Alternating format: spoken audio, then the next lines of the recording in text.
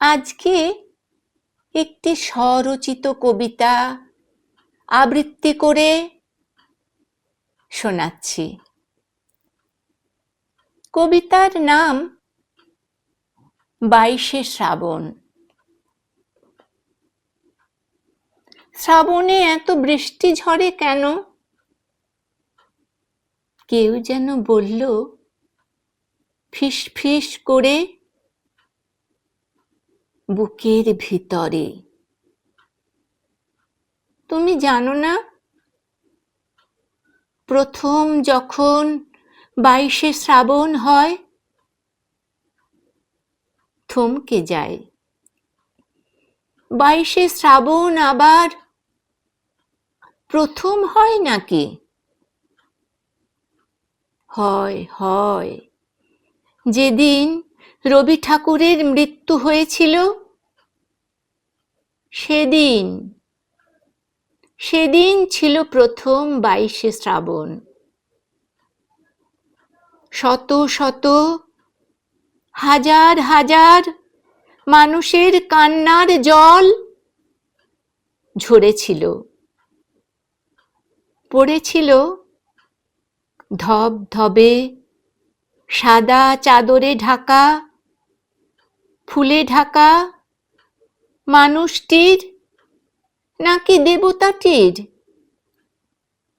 পায়ের পাতায়। তাই 22শে শ্রাবণ স্মৃতিচারণের অনুভবের দিন, বৃষ্টির দিন, কান্নার দিন।